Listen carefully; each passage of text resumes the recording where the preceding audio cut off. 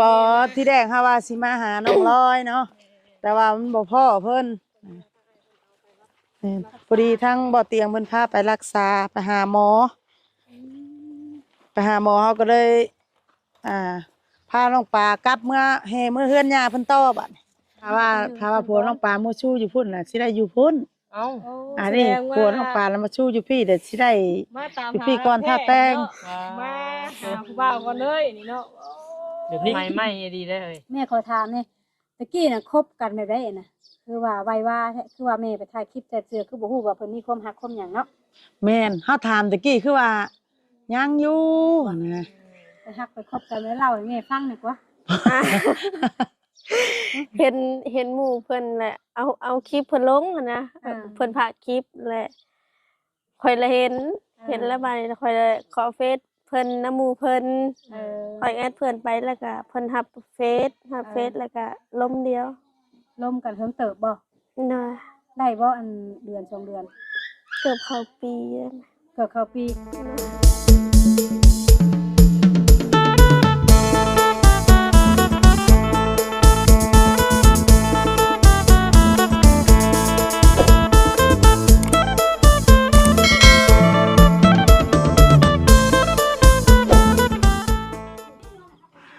ทักทายสบายดีเปิดสุขุสุคนเด้อเนาะวันนี้มาหาน้องปลาแซ่น้องปลาพาไปหาทางน้องลอยบ่จังใดเนาะเลยสบายดีมาหาลูกสาวมื้อนี้พี่น้องเอ้ยเนาะลายผ้าลาปีลายผ้าลายเดือนแม่นลายปีลายผ้าลายเดือนพี่น้องเอ้ยเนาะไปพาของเพิ่นพาไปพี่น้องเอ้ยเนาะเฮาไปฮู้เฮือนไปเด้อสิให้น้องปลาพาไปน้องลอยเป็นอาบ่เป็นอาเจ้าแต่แท้บ่หรือว่าเอื้อยลูกน้อง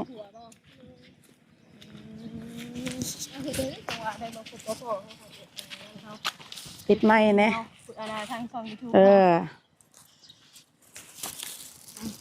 บอกได้บริษัทแต่หึงในลืมนะ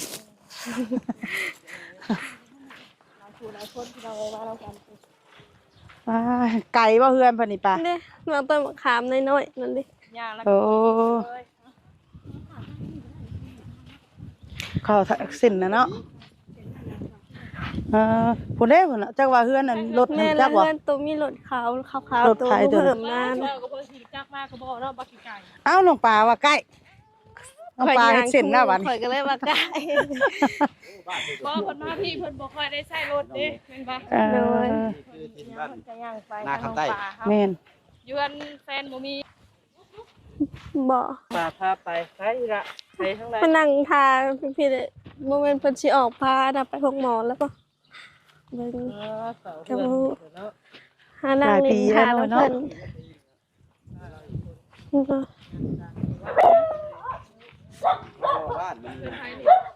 เฮือนยาใต้มานั่งทาเหมือนกัน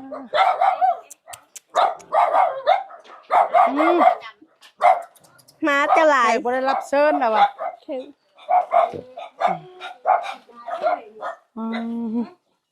มีอะไรแท้นี่แกงิ้วมาตู้น่ะหยัดงอนเดี๋ยวแกงิ้วนะเฮือนยาเฒ่าไว้ดีเด้อเพิ่นสบายดีเด้อคนงามว้ายสบายดีว่าได้เห็นแต่เฮิงจะว่าจะชันเช่นมาจ๊ะบ่ปานใดจะมีดังมีนวลพุ่นเนาะบ่กำลังเชื่อบ่ได้เห็นเถิงดื่มน่ะบ่น่ะตาละสดใสขึ้นได้ลงมาก็คืออ้วนนางเวถือผ้าบ่ลูกถือกับยาคุมกำเนิดนี่ซักบ่ซักมันจะชักเอาน้อยเอ้าถ้าได้ลูกทุกคนคือชักล่ะลูกแห้งไว้แล้วเฮาซักยานะเอาหัวซั่นเฮายังบ่มีลูกเด้เพิ่นว่าถ้าว่ามีลูกเฮาต้องกินเอามีหัวสาวเอ้าหัวสาวได้ยังบ่ทันมีลูกหัวสาวเนาะเป็นมีลูกก็อันนี้ยังว่าจนกินทางไม้จังได้อีกนี่เพราะเฮาซักยาคุมน่ะส่วนหลายมื้อลูกเฮาสิแห้งแม่นเพราะว่าอีกอย่างเจ้ายังบ่เคยมีบุตรเด้บ่เคยมีบุตรให้กินยาเอาก่อนน้อยกินบ่ได้บ่หรือว่าจังได จักบ่เคยกิน บ่เคยกินที่ว่าก็แต่ว่าเอาผัวมานี่บ่ได้กินจักบ่ล่ะมีแต่ซักเอาจักบ่ ยันเดิมๆนะก็เลยไปอยากกิน แล้วต้องเปลี่ยนใหม่เด้อเปลี่ยนได้บ่บัดนี้กินเอาบัดนี้ ค่าซักมื้อนี่เป็นประจำเดือนอยู่บ่ บ่ บ่ได้เป็นจักเทื่อบ่ ไปเลยนะเนาะ ถ้ามันแห้ง นั่นแหละ เลย มันสิแห้งถ้าแม่เจ้าสิมีลูกยาก เลย บ่ฮู้บ่หรือว่าใด บ่ บ่ฮู้ เลย ๆถ้าแม่ก็บ่ได้ว่าใดๆบ่แม่ย่า บ่ เราก็อาจสิบ่ฮู้ เต้าไผแนะนำให้เจ้าไปซักซะไผบอกว่าให้ไปซักเอาเด้อสิ เฮาเมื่อบ้านแหละเขาเพิ่นบอกว่าซักเอาเพิ่นว่าเฮาบ่กินเนี่ย เพิ่นถามว่าสิกินหรือสิซักประมาณนี้นะเนาะ 3 เดือนเนาะ 3 เดือนเข็มนึงแล้วมันนี่ค่าเอาผัวมันจักปีแล้วบัด ยังพันฮอดปี มันก็ฮอดปีอยู่ สักเทื่อแล้วจ้ะ 2 เทื่อ 2เทื่อหากก็แต่ว่าซักมานี่ยังบ่เคยเป็นประจำเดือนจักเทื่อ ก็เห็นไปเลยนะ เพราะว่ายาเขามันดีหลี ดีก็ดี ต้าน เกิน ได้ ก็ เนาะ ดีเกินก็บ่ไหวแล้วเนาะ เฮ็ดหัวอ้อมไปเด้ บัดเฮาอยากมีลูกมีเต้าเนี่ยมันสิลำบากภายหลัง แม่ เนาะ ในยานเจ้าก็อายุยังหนุ่มยังน้อย ลูกได้อยู่ ที่ ดอก จะได้ลูกหลายคนนี่ก็หลายได้หลายเอ้ย เลย นี่เด้อบาดนี่คือสมมุติว่าเป็นประจำเดือนเนาะให้เจ้ากลับมากินน่ะซ้ายหลายอันความกินมันนี่เฮากินมันประจำเดือนเฮาสิเป็นคู่เดือนเนาะ เล มัน ย ก็ทำให้มดลูกเฮานี่ชุ่มชื่น ชุ่มชื่น เอาคำเฮาอยากได้ลูกได้หยังมันก็ได้ง่ายเนาะ แม่น เฮาสิอยู่ลูก เขาต้องปะไปประมาณเป็นปีพุ่นเด้ ฮอดปีก็เฮาเป็นประจำเดือนเฮาก็ ฮอดได้สลายเอ้ยฮอดเพื่อเฮาสิเป็นนะ ข่อยก็บ่ได้ว่าฮอดสมมุติว่าน้องเป็นบัดน้องเป็น นั่นแหละน้องป้าไปนี่ก็เป็นปีพุ่นเพื่อสินั่นน่ะสิดอกเอ้า บ่ซัก บ่ได้อื่น เป็น นะ ปี เอ้ย เลย ยังนุ่มอยู่เนาะ บอกไปทางอื่นนะเอ้ย เอาบ่ว่าพื้นนี่เนี่ยก็อยากว่าไปเลยนะเพื่อว่า น้อง ให้ ปลา เจ้า ให้ เนาะ คำแนะนำเนาะ ถือว่าไข่คำแนะนำน้องเพิ่น เออ น้องเพิ่นก็บ่จักบ่จักดีดอเด้เนาะเบิ่งนี่แหละ แต่หลังคลิปค่อยว่ากันอีกที แล้วหลังคลิปแล้วค่อยว่าค่อยสอนน้องเพิ่นอีกทีนึงทุกคนได้เนาะอันนี้เฮือนไผสละ เพิ่นหยาคนนี้เด้ เพิ่นย่า เพิ่นยาผู้นี้ เป็นยาผู้ใด ย่าบ่ได้นะ แม่ มาลิ้นนะเพิ่นหยา ญาทวดบ่ เลย ว่าง่ายก็ญาติพี่น้องสินะเนาะเจ้าก็เป็นเพิ่นย่า เรา คือ อย่า กัน เป็นแม่ของญาแล้วนี่เด้แม่นบ่ โมเมนต์ แม่ ยาของ ยาของแม่ยาของปู่ ย่าญาติพี่น้องนะสานวน น้องผัวแล้ว แม่น น้องสาวหญ้าเพื่อน โอ้ น้องสาวของย่าทวดน้องปลาเพิ่นอีกทีนึงสิบ่ โอ้ เป็นยังถ้าน้องปลาแต่ละมื้อละบ่ได้เฮ็ดหยัง เลย ก็ไปคน มี มัน ส บ่ บายแท้ บ่ มันก็บ่ได้เฮ็ดอีก บ่ได้เฮ็ด ปลูกมัน นั่นก็ตากมันเต็มอยู่หั่นน่ะเนาะ บ่ จะป ได้ ลูก เห็น มัน แต่ เล เดิ ย ม เนาะโอ้เป็นปีแล้วจักเนาะ โอ้ก็แต่ว่า ปีปลายแล้ว แต่ว่าน้องเพื่อนน้องเพิ่นแล้วก็มาอยู่หักก็โดนมาที ขึ้น เนาะ เฮือน ช่วงขึ้นเฮือน เกือบแล้วเกือบปีแล้ว ปีแม่นถ้าน้องเพิ่นเอาปัวนี่ยังบ่ได้ ตั้งแต่เพิ่นเอาปัวมาอยู่บ้านนางคำใต้แห้งแท้บ่ได้เห็นเตื้อ บ่ได้จะเชื่อในการคันความบ่ผ่าน เพิ่น มา บ่เมื่อใกล้เด้อเด้บ้านเพิ่นก็เนาะ บ่ได้เมื่อบ่ล่ะ เลย เป็นได้คือว่าบ่ได้เมื่อ มีหยังนั่นน่ะ บ่ได้มีเวียกเลยบ่ได้มือ ไปเด้อเนาะ ฟังกับปีอยู่พี่น้องเอ้ยพ่อสบายดีเด้อทางนั้นเด้อสบายดี อยากไปก็ไปดินแหน่สิเป็นหยั ไป ง ดินน่ะ อืม น้อยเนาะ มันเล็กน้อยเขาจะเห็นเด้เนาะเพิ่นเฮ็ดหยัง แบบ วะ ว่าคือบ้านเฮาแต่10 ปีขึ้นหลังเนาะคือแบบมีตะลุมตารางนี่นะบ่มีตะลุมตารางนี่ แม่ นะ นแบบบ้านเฮาตะกี้ มีบ่นั่งบ่เช้าเนาะ นี่บ่มีเด้น้อยนะ คนนั่งตามตะลุมตารางหั่นนะเนาะ ห้าอันเบิดนั่นน่ะมีบ่10หลังคาเรือนแบบนี้เนาะ หมดบ้านเฮานะ แม่มีแตะกอเลย ตะกี้เห็นเนาะลายได้เนาะ แม่น นั่งฟังเป็นได้ล่ะอยู่ดีมีแฮงอยู่บ่ เลย อยู่ดีมีแฮงอยู่มันคือสาวใช่ค่ะ เป็นปกติดอก ยัน ปก นะ ติของเรานี่เนาะ ก็ม่วนอยู่เด้มาอยู่ทางนี้กันเนาะ เลย ม่วนอยู่บ่ ม่วนกับผัวแล้วเนาะ ไม่ออกคัก เอ้ามีใครก็มีแต่ผัวและปากเว้านำเนาะ แม่น เอาปู่ย่าลูกหลานนี่เนาะ ผัวยาก็ธรรมดาอยู่แต่ว่าผัวนี่เป็นรักใด แม่น เจ้าบ่เห็นผัวมื้อนึงนี่เจ้าอยากอยู่ยากอยู่ได้ อยากเมื่อแล้วเนาะ โอ้อยากกะว่ากะเวเฮ็ดหยังบ่ถูกได้ แม่น ผัวเป็นรัก ก็ ได้ แต่ว่าเอาผัวก็ได้เมื่อ เยี่ยมบ้านอยู่บ่ซั่นล่ะ มื้อ มาอยู่ติ เลย เพื่อนทางเป็นจังไดบ่ปัดบ่เมียนอยู่บ่ น้าบ่าวอยู่ โอ้ระบาวอยู่ แล้วว่าอยู่ท่า เลย แล้วว่าผู้เพิ่นเคยบวชบ่ เลย คิดไว้อยู่บ่ว่าสิเมื่ออยู่นี่ ก็คิดอยู่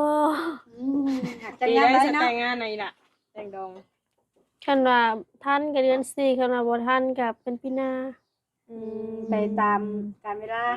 จัดบ่เดียวบ่ ยามใดก็จัดยามนั้นนะเนาะ บ่ได้เงินยังบ่ทุ่มบ่ทันจังซี่บ่ เลย ยังบ่ทันหาบ่ทันผู้เดียวหาเงินว่าเนาะ เลย นางปลาก็บ่ได้หาเด้ เก็บได้เท่าไหร่ได้ซะเดี๋ยวนี้ล่ะ ยังทันเก็บ ทันได้เก็บ ยังบ่ได้ไปหาคันเงิน มีเงินซื้อกินซื้อมื้อก็ถือว่าดีแล้วนะเนาะ เลย บ่ได้คิดอยากไปไทยไปยังบ่ซะล่ะ อยากไป ไปอยู่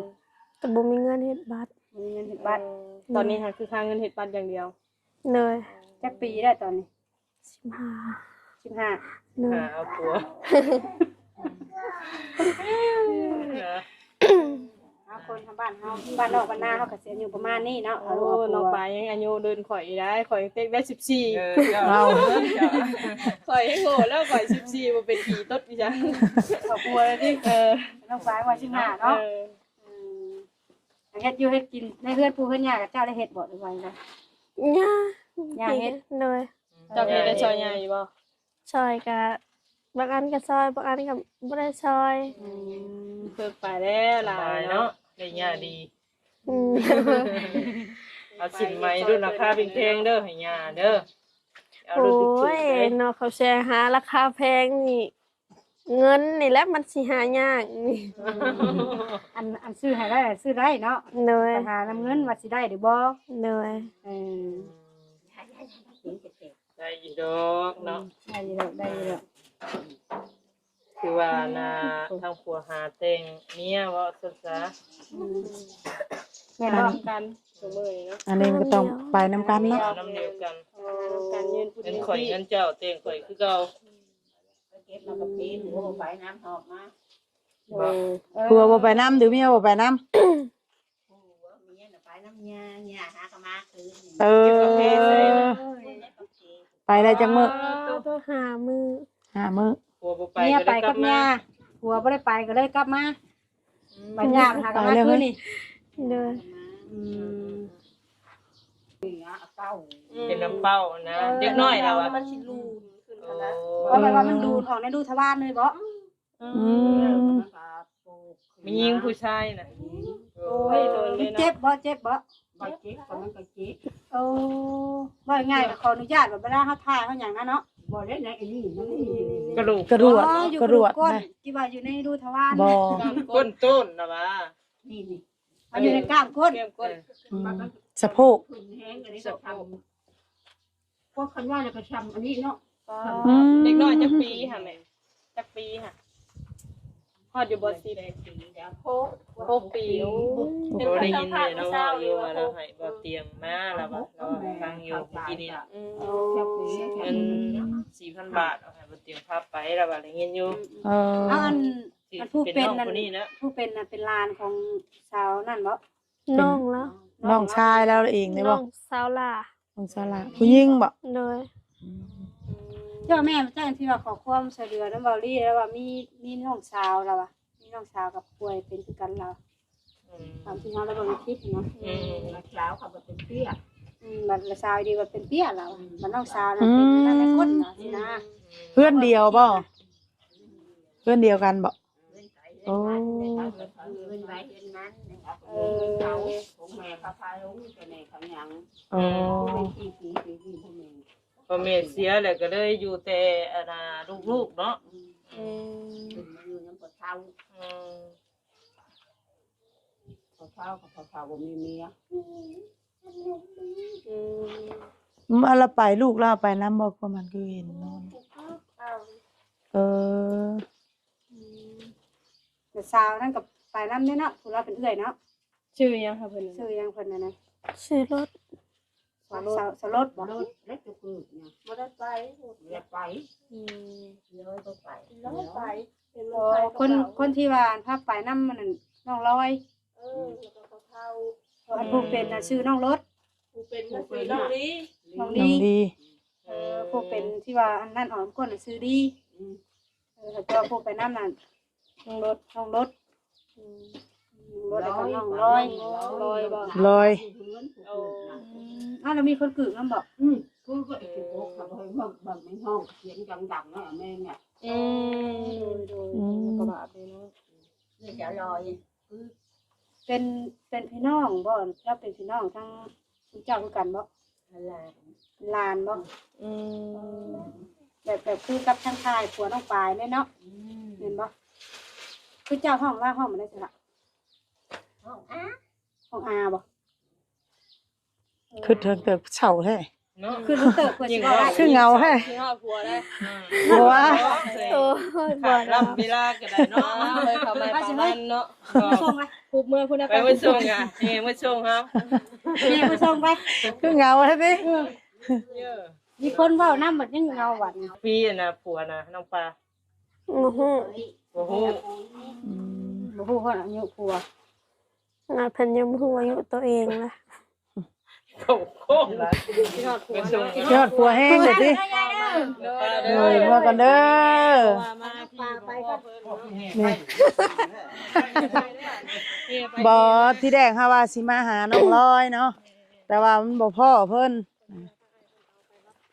พอดีทั้งบ่เตียงเพิ่นพาไปรักษาไปหาหมอเขาก็เลยพาน้องปลากลับเมื่อเมื่อเฮือนย่าเพิ่นต่อบัดนี้เมื่อคืนคือเก่าเดินเพิ่นสิอยู่พู้นเนาะ ยังบ่ฮอด300บ่ รอมื้อน่ะเนาะ โดย โดยอ้วนอยู่ อ้วน น้ำหนักของน้ำก็บ่มี โดย เอ้าบัดใครนักใครเบาเลยจ้ะ เมื่อย แลดปลาโดย ใครอยู่กับปลาก็ใกล้ ย่างมาพี่น้องเอ้ยเนาะ หันเลยชาวบ้านแห่ให้มาส่งแล้วมานี่ยิ้มไปเปื่อยนะใช้ผัวนะเอิ้นมาดู ไปในแก่มันล่ะ แกมันเลย เลย จะคนอยู่ด้วยกันเพื่อนนี่แหละเป็นหลายคน เอาเพิ่นมาลิน เอ้าเฮมาแล้วก็ต้อนรับนี่ได้น่ะมันต้อนรับกะ ของดี คำป้อมหายากได้บ้านเฮาน่ะโอ้ย ของดีพี่หน่อย เป็นของดีมีหน่อย มาฮอดพี่ยิ้มแย้มเลย อันนี้ก็นักได้เวลา โอ้ จะทำ มีข คื อง น นอ เนาะ กของใน ใครนักใครเบากับป้าเราใครแต่เพื่อนใจปลาเป็นบ่ โดย ใช้ปลานะ ข้างหลังก็ได้ โอ้ป้าป้าหน้าเพิ่นช่ำแซ่บบ่ กันบ่กิน เป็ ส น ม ป ให้ ลาแล้วก็ไปผูกกับเป็นไหนา เจ้าก็กล้าไปอยู่ว่าเจ้าไปนั่นก็ กล้า บอกกล้าจะเป็นแล้วมันสิออกไว้ซะ ย่านเด้อเนาะยิจะเอ๋หั่นนะ จะแค่ยนให้เบิ่งเลย อยากผู้สิชอมเบิ่งหั่นแหละเนาะโอ้ย จะได้คือได้มาอยู่พี่จะก็ไปอยู่คุณบ่ได้บ่ แต่งแล้ว เราฮัดแต่งการแต่งงานน่ะสั่งมือสินะสามกก็คือเฮายังบ่ทันแต่งการแต่งงานนี่ยิ่งสิมาอยู่นำผัวก่อนนะบ้านนี้ ชนเผ่ายังล่ะ ที่เฮาได้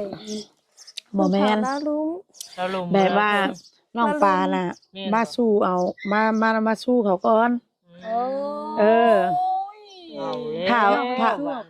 ถ้าว่าผัวน้องปลามาสู้อยู่พุ่นน่ะสิได้อยู่พุ่น เอ้า อันนี้ผัวน้องปลาแล้วมาสู้อยู่พี่เดี๋ยวสิได้ มาตาม อยู่พี่ก่อนถ้าแต่ง มาหาผู้บ่าวก่อนเลยนี่เนาะ เดี๋ยวนี้ก็มีบ่เฮ้ย จดจาดเลย จบเดี๋ยวประชามาหาผู้บ่าวนี่ก็มีเนาะ นี่แต่ว่าต้องได้อยู่นำผู้บ่าวเลยได้ เพิ่งฮู้ได้ ถ้าแต่งเพิ่นว่าก็ก็หากะฮู้ค่าต้องมาถามเพิ่นนี่แหละ น้อง ชม ปลา ชมว่าสมัยใหม่ดีได้เลย แม่ขอถามนี่ตะกี้น่ะคบกันแบบใดน่ะคือว่าไว้ว่าคือว่าแม่ไปถ่ายคลิปแต่เสือคือบ่ฮู้ว่าเพิ่นมีความรักความหยังเนาะ แม่นเฮาถามตะกี้คือว่ายังอยู่นะ ไปฮักไปคบกันแล้วเล่าให้แม่ฟังหน่อยกว่า เห็นหมู่เพิ่นแหละเอาคลิปเพิ่นลงนะเพิ่นพากคลิปแหละค่อยละเห็นแล้วบาดนี้ค่อยเลยขอเฟซเพิ่นน้ำหมู่เพิ่นค่อยแอดเพิ่นไปแล้วก็เพิ่นรับเฟซแล้วก็ล้มเดียว ร่วมกันเพิ่งเติบบ่ น่ะ ได้บ่อันเดือน2เดือน เกือบเข้าปีแล้วนะ เกิดเข้าปี น่ะ แต่ตัวแม่ไปถ่ายคลิปที่ แสดงว่าชุมแม่ไปนี่เจ้าขี้ตัว บ่ได้ตัว ไม่ได้นึง ฟังไว้ซื้อ แปลว่าบ่ทันได้อยากเว้าความจริง ทำไว้ไม่ตบปุกไว้ก่อนเด้บ่เนาะ ญาติมันบ่นี่บ่นอนเด้ เออ บ่ว่าเนาะ อันนี้ก็ว่าง่ายๆคือน้องเพิ่นก็อาจมีชื่อบ่มั่นใจนะว่าสิ แม่น เอาไปลูกเป็นผัวบ่แบบนี้เนาะ นั่นคือเฮาเว้าไปผัดมันบ่ได้เป็นคู่เป็นคิงกันสินะ ญาติมันบ่เป็นจริงน้อยล่ะเนาะก็เลยว่าไปก่อนสินะว่า เฮ้ย ยัง เลิ บ่ ก มี เลิกงานขอแล้วบ่ ขอได้บ่ล่ะ บ่ได้ขอแล้วเนาะแนวข่อยมาสู้เพิ่นได้ซะ มีแต่เจ้าไปขอเขานี่เนาะ โอ้มีแต่น้องปลาหาเงินมา บ่ ขอ เพิ่น นี่ เพิ่นว่าอีหยังเฮ้ย หรือว่าถ้าแต่งก็พร้อมกันเลยบ่ อันมาสู้แล้วบัดนี้ก็แปลงอะนะเพิ่นไปแปลง อ๋อแบบแปลงฮีดแปลงคลองได้บ่ เนาะ ว่าเพลงบอล เพลงบ่จับที่นอนให้น้องปลาไหม คำว่าคำแปลงบ่ก็คือว่าถ้าฮอดงานแต่งเพิ่นสิแปลงแม่นบ่ เนย อันนี้คือแปลงนี่คือแปลงฮีดแปลงคลองแปลงฮีดผู้ใดฮีดพี่แน่สิบ่ ว่าจุดสั้นเนาะ เท่าไรค่าแปลงฮีดแปลงคลองมีหยังนี่ ห Ừ. ล่ะ มูตัวหนึ่งกับเงินล้านหนึ่ง หมู่ตัวนึงมันล้านนึง เนย ถือว่าจบเนาะ เนย มีแต่รอวัดแต่งมีคำนำบ่ เอ้าก็ยังบ่ฮู้ก็ยังบ่ได้ขอ อันนี้แปลงซื่อๆฮิ แปลงรู้ว่าเพื่อนบ้านได้นะแต่งงานมีคำบ่ มี เอ ก็ อ เลยนะคะสิเว้ากัน ถ้าอันนั้นเป็นคร้องอันนั้นนะแล้วก็ยังบ่ฮู้ ถ้าสินสอดได้คิดไว้แล้วบ่ประมาณเท่าใด 25 ล้านเนี่ยคำบาทหนึ่ง ว้าวยืนบ่ได้บ่อยล่ะคำสหรัฐ บ่ได้ยินเบิดปงก็ยังพันหู้แล้วบ่แต่งพู้นแหล้ว ยังบ่ฮู้คิดไว้คิด คาดไว้ คิดไว้ ล ซื้ ง อ กันกับผัวกับเมียแบบลง เงิ กัน น กับเงินน้องเขาได้เนาะ เอาลมกันเว้าผัวเมียเว้ากันนะ จักบ่ฮู้ ว่าเงินแต่งนี่กับเงินผัวเงินเมียก็ได้แล้วเจ้าหาไปหาใส่ใจกันเนาะ เนย แบบว่า พื้น แต่ว่า มอบหั่นนะเฮ้ย เรายังบ่ฮู้เพราะว่าเพิ่นท่านได้โคนะเว้าง่าย การเงินมอบค่ะสิเป็นเงินหาน้ำเดียวกันเล เนี่ย ย ส เนาะ บู่เพื่อนเอาไปน้ำกันเบิด เอาคนซื้ออยู่ในทางเดียวกันเลย ก็ซื้อ ๆหิวไปกินอีกขนาดหายเด้อกินได้กิน ว่าสิไปหาน้องนั่นแหละ ว่าเว็บข่อยได้ซื้ออันเด็กตะเล็บมาไปเอาใส่ถุงขนมมอบให้เขาเบิดเลย เทียบไปเลยอ่ะ เอามาอยู่ เราทำมาอยู่ กลับ นี่ มา ก็ เพื่อนยา จะคนสลัดนี่อยู่ร่วมกันทั้งเบิดเลย เพื่อนหลังมึงแง่มึงตีอยู่เด้เนาะ อยู่รวมกันก็แต่แค่จะคนละข่อยก็บ่ฮู้บ่ได้ เอ้าคนอยู่ อยู่เฮือนปัจจุบันนี่นะตอนนี้ อยู่กันยาก ผู้ยานแล้วก็น้องเพิ่น คนในเฮือนทั้งเบิด ฮอดบ่10 มาฮอด ประมาณ5-6คนเนาะ ปูญาน้องแล้วกับผัวแล้วกับเจ้าร้านบ่มีบ่ร้าน มีหลานผู้หนึงหลานเพิ่นนั่นแล้วก็น้องเพิ่นนั่นแหละ แสดงว่าบ่ได้นับแต่ละมื้อนะ บ่นับก็มีนะเฮาอยู่กันเข้าปีนึงเลยเนาะ แต่ละมื้อก็อยู่สิได้ตินะ เนย ค่ำมาก็คือบ่นอนตื่นมาก็ลงมาหาเด็กหาเรื่องล่า จะนอนเทิงหรือนอนลงนี่ นอนเพิ่น บ่ดุ มีคนนอนลุกอยู่บ่ ลูกมันนี่ก็ซื่อๆแล้วยังบ่ทันนั่นนี่เลย ยังมีใครนอน เนย ทั้งพุ่นกับขังมันว่ามีประตูกระต่างมันบ่ บ่ได้มีประตูนะ อันนั่นก็ธรรมดาอยู่เนาะเพราะว่าเฮือนกำลังใหญ่อยู่ดูกันแน่ เพื่อนยาเพื่อนยาน้องเอื้อยของยา ใกล้เคียงกันเนาะ เป็นเพื่อนของเพื่อนคุณย่าเจ้า เนย คือว่าญาติพี่น้องคุณย่าเจ้าก็หลายเติบอยู่เนาะอย่าว่าแม่ย่าบ้านๆนะเนาะว่าซั่นซะ เนย ทำสิแจ๊กขินใหม่เนาะ แจ็คสิมี หาเงินไว้ละลายน้องปลาเอ้ยหญ้าลายครับ เนย รู้สึกว่า แม่ก็ เดือนเก่าอยู่เนาะเดี๋ยวไป มี ที่ แต่ ได้ ว่า คุณแม่ รอแต่งเลยก็มาอยู่คุณบ่บัดถ้าสมมุติว่ามื้อนึงได้แต่งนะ เนย คุณนั่นเนาะมันสบายพี่ก็คือว่าอะไรก็สบายอยู่แต่มันก็หลายผู้หลายคน แม่ เนาะ น คุณว่าแบบ กับอีกอย่างอยู่มันปู่อยู่พูดมันเป็นเพื่อนตัวเองเนี่ยเนาะตั้งแต่เอากันนี่พากันเมื่อนอนพุ่นจักเทื่อแล้ว เมื่อนอนประมาณ3 คืนเมื่อดำนาซอยน้ำบาป เมื่อช่วงลำหน้า เนย ลำหน้าต้องข้างคืนแล้วก็ไกลเติบเนาะ เนย ถือว่าน้องเพิ่นก็เป็นผู้ใหญ่ขึ้นหลายเติบผู้โตอยู่บ่ บ้า เป็นผู้ใหญ่เติบนึงอยู่เนาะค่ะมีผัว ซีซันหน้าตามันก็เป็นแบบนึง ใหญ่ได้เปล่าเนาะ เป็นคนกระแดงคือเก่าบ่ได้แล้ว มามันหน้ากะห้วย จะว่า จังแม่นหลายขีดหลายแจได้อยู่ในหิมตาเออสิใหญ่คักเด้เจ้าเอ้าเฒ่าลงแล้วสั่งว่าม แต่เฮายังเฒ่าลงกว่าเก่าดิ โอ้ยเนาะพี่น้องเอ้ย ยันเวลามันเปลี่ยนแปลงไวเนาะน้องปลา เลย โดย คือน้องปลาแล้วตะกี้ยังเป็นสาวมานี่มาเอาผัวหา เด้พุ่นน่ะเอาพุ่นเด้พุ่นน่ะย่า ต่อไปสิได้ลูกได้หลานแล้ว ยาบ่นะจ๊ะยาน้อยบ่ ยาเบิดนะ มีแต่ยาว่า ย่า ป้านี่ส่วนน้อยแห ย่า ละ ยัดหมอนเนี่ยสมมาลูกไผ่บ่เออ สมมามีแต่ลูกไผ่ได้สิมาสุมมาข่อยแล้ววะ เอาแม่ย่า แบบคันสิว่าที่ยาลายนี่แบบว่าแบบยาเฒ่ายานมยังเบิดนะเนาะนี่เนาะ อันนี้บ่ยา โดย โดยบ่แม่น อั ยาน นี้ บ่ บ่ยาเด้อ เออ สบายดีเด้อแม่ย่าเด้อง ามคือลูก เอ้า มานั่งใกล้ลูกไผ่ ยังหนุ่มอยู่ได้ยากัน น้ เนาะ อยยายังหนุ่มยังน้อยอยู่ มานั่งใกล้ลูกไผ่ได้บัดนึง บ่แม่น เอื้อเอ้ยกับน้องสิดอก เออ คันไปนี่เขาบ่ได้ว่ายาแล้วได้นี่คันไปนํกันนี่ ว่าจังไดว่าเอ้ยกับน้องบ่ ก็ อันนั้นแหละ ว่าน่ะเสกน่ะสาวประมาณนั้นเลย เป็นนี่ได้ไปเก็บมากาแฟ มันก็ใกล้กันเลย ได้เท่าไรเงินขนม โอ้ยได้พี่ช้างได้เงิน3 ล้านปลายก็จ้างรถมาอีก อ๋อมันเป็นได้มันเบิดแล้วบ่คือพากันมาบัดนี้ ยังอยู่แล้วหังบ่มีหมู่อยู่ต่อแล้วก็มา เอาลูกไผ่เด้บ่แม่นสิ ค่อยมาก่อน มาก่อนไปได้เห็น6 มื้อก็มาเป็นไว้กิน บางคนก็ว่าอยู่ผัวบ่ไปเอา ผัวบ่ไปนำ เอาเงินให้จ้าง หัวเราบ่ไปน้ำแล้วก็หอบแล้วเนาะ แม่ย่าเอาเงินให้จ้างค่ารถมา โดย วันนี้เราเป็นผู้เดียวเราบอกวันนี้ได้มาบอกมันจะอยู่คนผู้เดียวบอก อยู่กับพ่อเพิ่นหั่นแหละ ไปได้จักเดือนน่ะ ไอ้เดือนปลาย เดือนปลาย อืม เออ ถือ ยั ว่าง ได้ ทันได้เบิด อยู่ ซ้ำมากาแฟก็ติ หักแล้วสวนตัวอันเฮือนตัวอันเก็บน่ะแบบว่าเขาอยากจ้างเขาอยากเป็นไปต่อเฮือนอื่นน่ะนะ มาแล้วก็เก็บในสวนนี่เบิดก็ไปต่อสวนอื่น ต่อเฮือนอื่นก็ได้หากบ่มีหมู่อยู่เลยมาหมู่บ่ได้หลายนะปลายปีนี่น่ะ เก็บแบบได้เก็บเอาเป็นโลบ่ เก็บเป็นโล 3,000 โลละ3 ได้มือหนึงจักโลนี่ บางเทื่อก็70 โล ผู้ต่อผู้หนึงหั่นได้ เอาอันบางเทื่อก็5อันน่ะ100 โลบางมื้อน่ะ2 คนน่ะ บางคนบางมื้อก็ได้100 โล 100 โล 100 โลเท่าไหร่บัดนี้เป็นเงิน โล เท่าไหร่บัดนี้ 3,000 เชน โอ้ บางมื้อก็บ่ฮอดแบบกะเพมันบ่ดกโตนะเฮาก็ได้ตัวบ่ดกเฮาก็บ่ได้ ถ้ามันโลกนี่เฮาก็ฮู้จักแล้วได้บ่ คัน แบบโตน่ะก็เลือกได้บ่ได้ฮู้ได้แบบโตยังบ่ถึงรอบฮู้เด้เฮาก็เลือกแต่โตมันชุก เฮาเห็นนํมันในคลิปเขานั่นเนาะ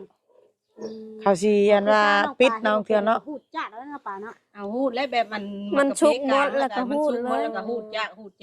อันนั้นน่ะ สุบ่ได้ฮู้จักแล้วติไว้แบบนั้นเนาะ ไว้ อยากเจอไปนั่นแน่เนาะจักบาท เจอแล้วหากว่ามันบ่ได้เจอจะเจอก็ได้ทองหน่อยนะ โดย โอ้แล้วเฮาฮู้ได้แล้วเฮาไปขายกิโลสิสิบ่ เป็นโล โอ้ขายกิโลให้อันเฒ่าแก่ แม่น เมานั่นก็ได้เด้อ น้องปลาบ่ได้เงินจะกีบบ่นะ ได้เงิน800,000 เงิน800,000 เลย ก็ได้ค่ารถ ได้ค่ารถเท่าไหร่มาน่ะ ข่อยเสียหมด400,000พุ่นนะค่ารถไปมานะมื้อเพิ่นมา มาฮอดบ้านนี่400,000 ฮอดเซโน8 โมงบ่มีรถมา มา หัวลงมาส่ง ว่าชิโน่น่ะเสียเงินค่ารถนั่น400,000 200,000ไป 200,000ปลาย เนาะ จ้างรถมาพี่อีก มาพี่ จ้างรถมาพี่บ่ได้จ้างซ้ำบ่มีรถมา เอาเจ้าอยู่ใช่จ้ะ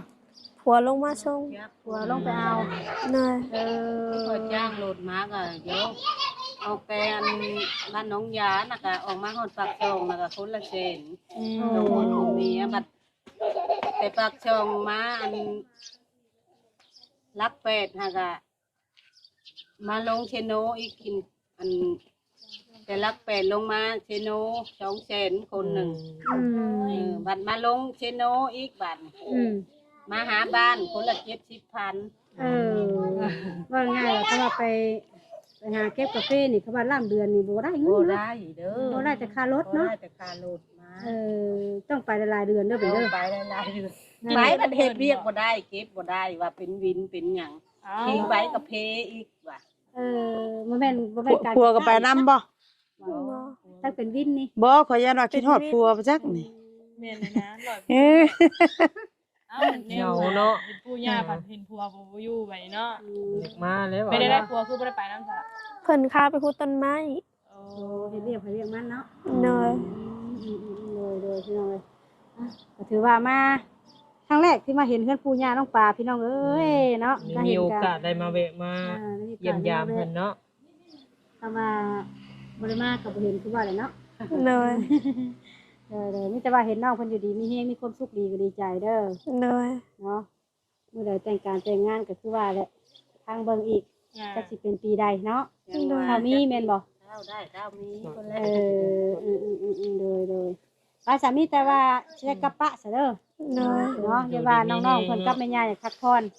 โดย ว่ามาคืนนี่ก็สิว่านี่ยังบ่ทันได้พักผ่อนซับ